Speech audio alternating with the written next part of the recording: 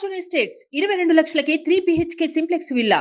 వివరాలకు ఈ నెంబర్స్ ని సంప్రదించండి. ఒకటే చెప్తున్నాను, అన్ని మతాలు బాగుండాలి, అన్ని ధర్మాలు బాగుండాలి, అందరి దేవుళ్ళని గుండెల్లో పెట్టుకున్న నేల ఇది.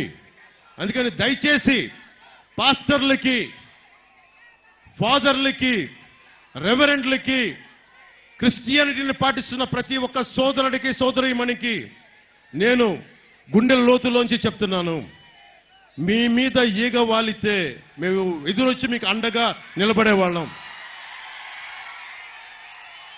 మిగతా మతాలు, మిగతా ధర్మాలు బాగుండాలని కోరుకునేవాళ్ళం.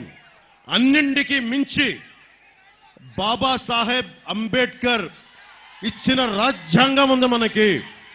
ఒక పవన్ కళ్యాణో, ఇంకొకళ్ళో, ఒక జగనో వచ్చి దీన్ని ఎవరు చేయలేరు. మీకు సర్వ హక్కులు ఉన్నాయి. నాలాంటోడు రేపొద్దున తప్పు చేస్తే మీకు కత్తి ఇస్తాను, తల నరికేయండి నాకు, మీకు తప్పు జరిగితే. ఇందాకే చూశారు కదా, జగన్ లాగా ఆ మూట వచ్చి తగిలింది, దాంట్లో ఏం పెట్టారో నాకు తెలియదు. జగన్ లాగా దానికి పెద్ద గంత కట్టుకుని డ్రామాలు ఏం చేయను, భరిస్తాను నేను. ఎన్నిసార్లు మనకి వైఎస్ రాజశేఖర రెడ్డి గారి నాయకులు ఎన్నిసార్లు నా మీద రాళ్ళేశారు, ఈపులు పగిలిపోయాయి మా అందరికీ. అన్ని తట్టుకొని వచ్చాం రాజకీయాల్లోకి. ఇలాంటి రౌడీ మూకలకి, ఈ తాటాకు చెప్పులకి అసలు బెదరం. అరే, దశాబ్దాల నుంచి ఒంటరిగా నడుపుతున్నాం పార్టీ, ఒక్కళ్ళమే ఉన్నాం, అన్ని ఒడిదుడుకుల్ని తట్టుకొని నిలబడి ఉన్నాం. దేనికోసం అంటే మీ భవిష్యత్తు కోసం, ఆడబిడ్డల రక్షణ కోసం. 30,000 మంది ఆడపిల్లలు అదృశ్యమైతే ఆ మహారాణి పరదాల్లో తిరుగుతూ ఉంటుంది. ఆ మహారాణి నా మీద ఎక్కి ఏడుస్తూ ఉంటాడు. ఆ మనిషి ఏదైనా మాట్లాడితే కడప కోర్టుకెళ్ళి మరి బాబాయ్ గురించి మాట్లాడద్దు అంటారు. సరే, నేను వైఎస్ వివేకానంద రెడ్డి గురించి మాట్లాడను, మరి హత్య గురించి మాట్లాడను, కత్తిపొట్ల గురించి మాట్లాడను అని సభాముఖంగా నేను తెలియజేసుకుంటున్నాను. జక్కంపూడి రాజా గారు కాపు కార్పొరేషన్కి ఆయన చైర్మన్. కాపు కార్పొరేషన్ చైర్మన్ గా ఉన్నప్పుడు అందరూ కూర్చొని నన్ను కాపుల చేత తిట్టిస్తారు.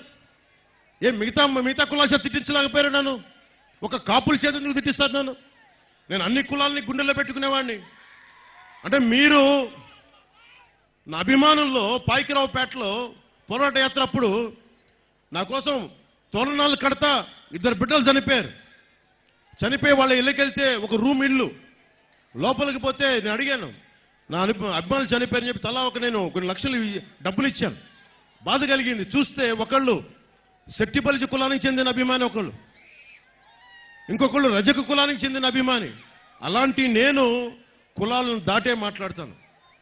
కాపు కులం కార్పొరేషన్ గురించి కూడా మాట్లాడుతున్నానంటే ఈ రోజున అన్ని కులాలతో పాటు కాపులకి అన్యాయం జరిగితే కాపుల గురించి ఖచ్చితంగా మాట్లాడతాం.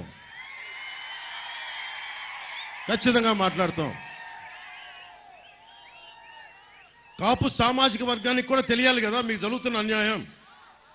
కాపు కార్పొరేషన్కి సంవత్సరానికి జగన్ 2,000 కోట్లు ఇస్తానని చెప్పి మన జక్కంపూడి రాజా గారిని కార్పొరేషన్ చైర్మన్ గా చేశారు.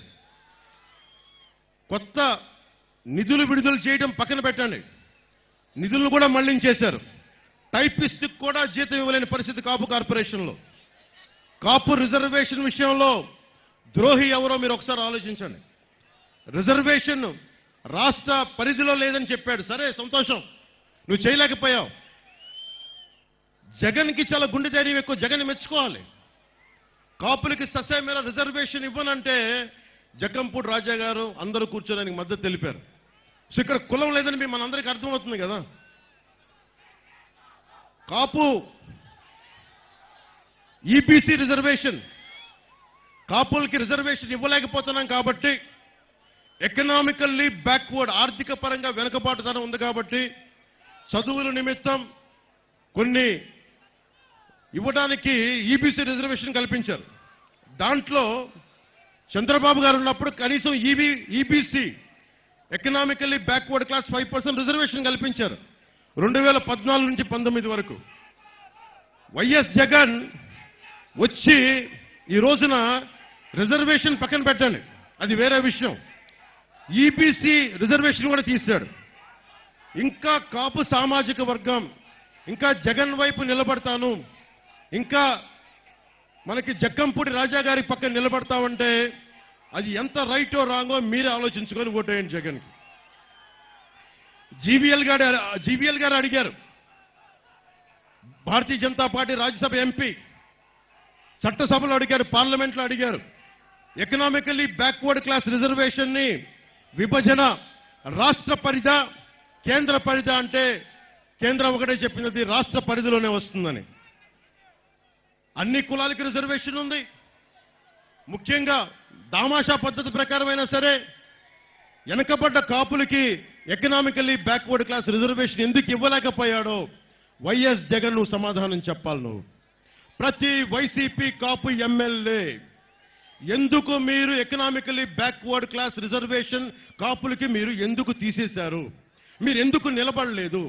ఎంతసేపు కాపు ఎమ్మెల్యేలు కాపు నాయకులు నన్ను తిట్టడం తప్ప కాపు సామాజిక వర్గానికి మీరు ఏం చేశారు? మీరు ఏదైనా మాట్లాడితే నన్ను తిట్టడం తప్ప ఇంతకాలం నన్ను తిట్టి తిట్టి తిట్టి అందరూ వైసీపీలోకి వెళ్ళిపోయారు. ఈ రోజున ఇది నాకు ఎప్పుడో తెలుసు. వీళ్ళందరూ నా క్షేమాన్ని ఆకాంక్షించే మనుషులు కాదు నాకు తెలుసు.